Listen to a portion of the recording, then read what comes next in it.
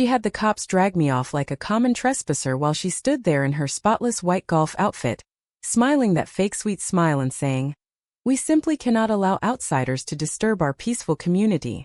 But the land I was standing on? It was mine, my dead uncle's 800 acres that her precious Oakridge Manor Estate's golf course, clubhouse, and private trails had been squatting on for 15 years.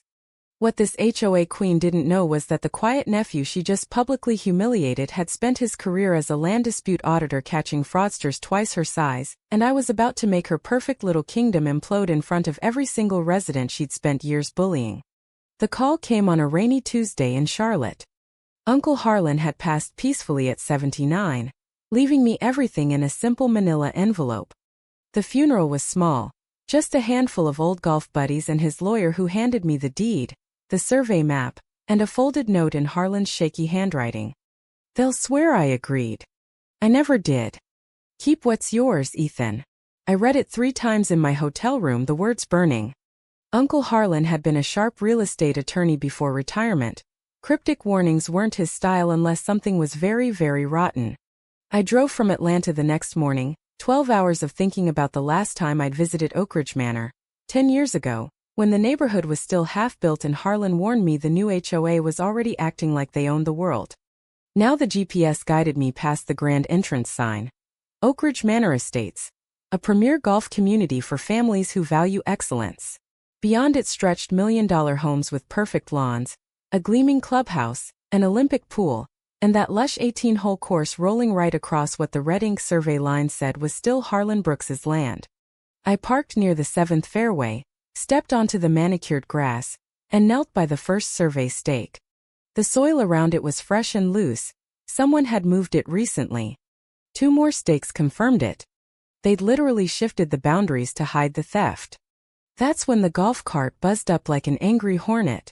The woman who climbed out was early 60s, platinum blonde helmet hair, pearls even on the course. "You are trespassing on private property," she announced, voice dripping honeyed venom. "I'm Lydia Kensington, president of the Oakridge Manor Homeowners Association. This course is for residents only. I'm afraid I'll have to call security." I held up the survey. "Ethan Brooks. My Uncle Harlan left me this land. According to this, you're standing on my grass, Mrs. Kensington." Her smile never wavered, but her eyes went ice cold. Oh dear. Harlan was such a lovely man. He generously allowed us use of this acreage back in 2008. We have a signed agreement and everything. I'm sure there's been a simple misunderstanding. "They'll swear I agreed." I never did. Uncle Harlan's note echoed in my head like a gunshot. I kept my face blank. "I'd love to see that agreement." "Of course, darling," she cooed, already waving at the growing crowd of golfers pretending not to stare. "Our attorney will forward it. In the meantime, perhaps it's best if you leave before you upset the residents. We do have strict rules about outsiders." I folded the map. "I'll be in touch." As I walked away, I heard her mutter to someone. "Another greedy relative." Honestly, the nerve. The cease and desist letter arrived at my hotel before I finished my first coffee. Thick cream paper, threatening language, trespassing, harassment, intentional infliction of emotional distress. Attached was a scanned land use agreement, dated 2008 with Uncle Harlan's signature. It granted the HOA permanent rights to 180 acres for recreational purposes at zero cost. The signature looked off. Slight slant difference, pressure inconsistent. I'd audited enough forgeries to smell one from a mile away. That afternoon, Lydia's masterpiece hit every mailbox. An email titled, "Urgent Community Alert, Protecting Our Heritage." It painted me as a vulture swooping in to destroy everything they'd built. This outsider claims ownership of land our beloved neighbor Harlan generously shared for 15 years. We must stand united. By dinner, the community Facebook group was on fire. Land-grabbing parasite. Probably never even visited his uncle. Call the police if you see him. I sat in my room scrolling, sipping lukewarm coffee, letting the rage settle into something colder. These people had paid premium prices for Lakeview homes that didn't actually have lake rights, because the lake sat on my land. Their kids learned to swim in a pool built on stolen dirt. Of course they hated me. Lydia had weaponized their fear perfectly. But one comment stood out. A guy named Frank Delgado wrote simply, "Maybe we should hear the man out before we burn him at the stake." It got buried under a pile of angry emojis, but I screenshotted it. Someone in paradise wasn't drinking the Kool-Aid. That night I tore through Uncle Harlan's old filing cabinet in the storage unit he'd kept. No mention of any 2008 agreement in his tax records, his correspondence, nothing. But at the bottom of a box I found a small envelope with a key and a note. Safe deposit box, First Citizens Bank. Only you and me know. Next morning I was waiting when the bank opened. 20 minutes of paperwork later, I sat in the private room with the metal box. Inside, the original 1995 survey, the 2006 development lease that only covered the residential lots, not the golf course, not the trails, not the clubhouse. Then a folder of 15 years of letters Harlan had sent Lydia demanding they stop using his land. Every single one answered with vague, "We'll look into it" replies. At the bottom was a photocopy of the 2008 agreement Lydia had sent me. In the margin in Harlan's unmistakable red pen, "I never signed this." I stared at those 4 words until they blurred. My quiet, patient uncle had known exactly what they'd done. He'd been building a case for years, waiting for the right moment. Now that moment was mine. I called Grace Patel, the contract attorney whose name appeared on half of Harlan's old files. When I laid everything out on her conference table, she whistled low. Forging a land use agreement in North Carolina is a felony. Combined with 15 years of fraudulent use, Lydia Kensington could be looking at prison. But we need the original document and a forensic examiner. And we need to stay invisible until we're ready. She made a list: county recorder copies, more handwriting samples, a top-tier document expert. Do not tip her off, Grace warned. Right now she thinks you're just some grieving nephew with a piece of paper. That's our only advantage. I spent the next 3 days at the county office pulling every plat, deed, and HOA filing since Oak Ridge was built. The 2008 agreement? Never recorded. Nowhere in the public record. Grace called me that night. That's not an oversight. That's deliberate. Legit agreements get filed the same day. This one was manufactured later to cover their tracks. The smear campaign escalated. A new email blast accused me of forging documents myself. Residents started posting my Atlanta LinkedIn photo with captions like, "This man wants to take your golf course. Don't let him." My old boss back home even got an anonymous tip questioning my ethics. Reputation is a fragile thing. Lydia understood that better than breathing. But Frank Delgado finally reached out. We met at a diner off the highway. He was 68, retired contractor, former board member from 2007 to 2012. "I was there the day they decided to build the back 9, he said, voice low. Lydia told the board Harlan would never agree, but the land was practically abandoned and he's old, he won't fight. She laughed about it. He slid a USB drive across the table. I recorded that meeting. Old habit from union days. Her exact words are on there. I listened in my car that night. Lydia's voice, crystal clear even after 15 years. "Harlan will never sign, but we're building anyway. He's old. He won't fight back. By the time he figures it out, we'll have 20 years of precedent." I copied the file 6 ways from Sunday and sent one to Grace's secure server. Black humor hit me hard. Lydia had spent years calling herself the protector of community values, while stealing from a dead man's nephew. The irony was deliciously dark. Frank met me again 2 days later in a park, nervous, checking over his shoulder. "She's got eyes everywhere, board members, vendors, even the country club staff. But I kept everything." He handed me a thick envelope. Internal memos where Lydia instructed the board to ignore Harlan's letters, financial records showing $4.2 million spent on amenities they didn't own, emails where she bragged about handling the old man. Grace's eyes lit up when she saw it all. This is conspiracy-level fraud. But we still need the forensic report on that signature. The examiner, Naomi Reed, ex-FBI, called exactly 8 days before the annual HOA meeting. The signature was digitally copied from Harlan's 2006 will, and pasted onto the new document. Metadata proves the file was created in 2011, not 2008. And the computer? Registered to Kensington Development Group, Lydia's own company. Grace filed everything Monday morning. Criminal referral to the DA for forgery and fraud, civil quiet title lawsuit, and a formal notice to the title insurance company that had insured every homeowner's permanent amenities. Lydia was served Thursday afternoon. By Friday night, the emergency board meeting was happening behind closed doors. Frank texted me. She's panicking. Talking about special assessments to fight you. She's going to throw Terry, the insurance guy, under the bus. Sure enough, Terry called me the next morning, voice shaking. She's claiming I assured her the title was clean. I have emails where she told me to certify it anyway.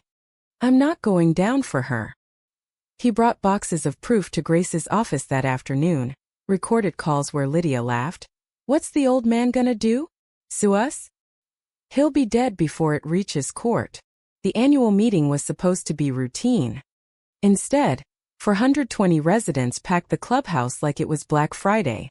Lydia stood at the podium in a Navy power suit, smiling like nothing was wrong. There's been some unfortunate confusion, she began, but your board is handling it. We're proposing a one-time $2,500 special assessment to protect our beloved amenities. Murmurs turned into groans. I raised my hand from the back. Every head turned. Lydia's smile froze. This meeting is for residents only, Mr. Brooks. A woman in the front row snapped. Let him speak. If he's lying, we'll know. I walked forward, no microphone.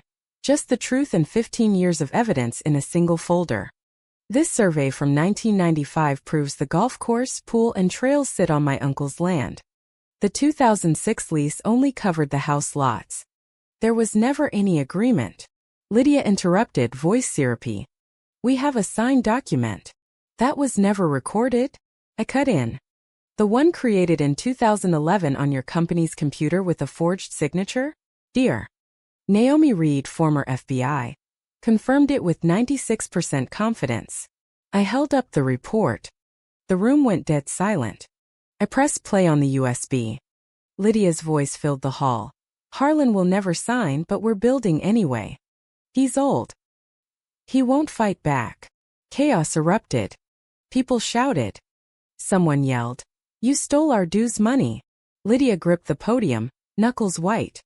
I built this community. Without me, your property values would be nothing. You should be thanking me. Frank stood up. I was on the board.